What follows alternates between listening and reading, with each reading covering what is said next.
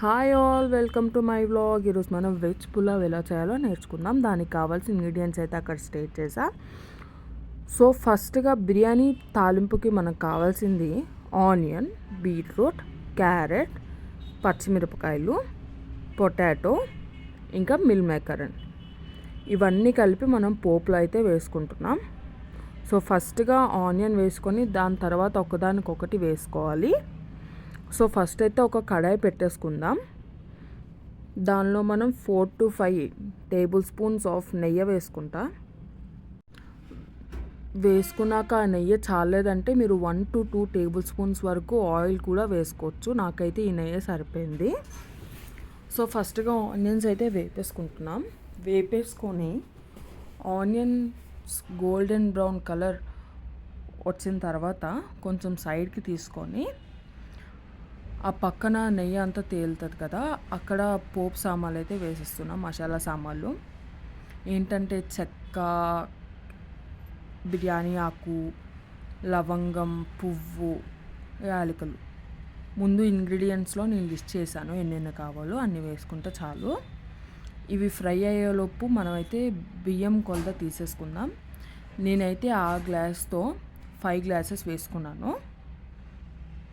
అవి నానబెట్టి మళ్ళీ మనం కడాయిలో బిర్యానీ పోపు వేగాక పచ్చిమిర్చి ఇంకా అల్లం వెల్లుల్లిపాయ పేస్ట్ వేసుకుంటాం. అవన్నీ కలిపి బాగా వేగాలి.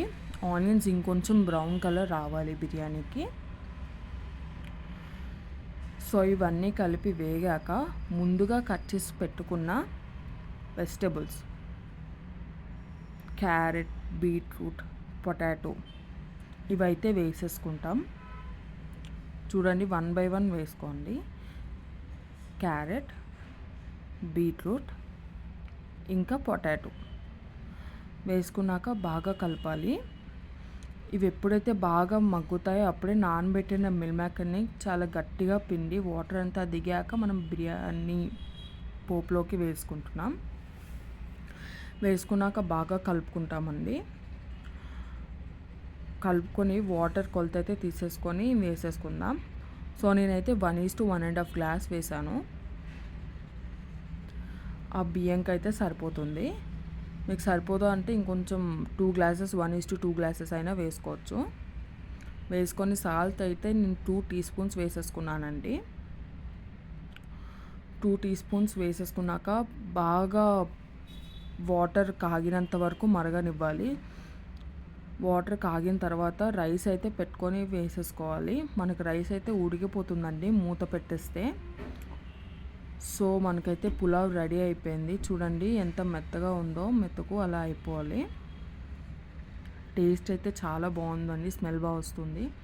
సో కొత్తిమీరతో అయితే ఫైనల్గా గార్నిష్ చేసేసుకొని ఒకసారి టేస్ట్ చూసేయండి. ఉప్పు గట్ట ఏమైనా సరిపోతే వాటర్తో అలా చల్లండి, పర్వాలేదు. సో మన బిర్యానీ అయిపోయిందండి. నా వీడియో కనుక మీకు నచ్చినట్టయితే like, share and subscribe our channel అండి.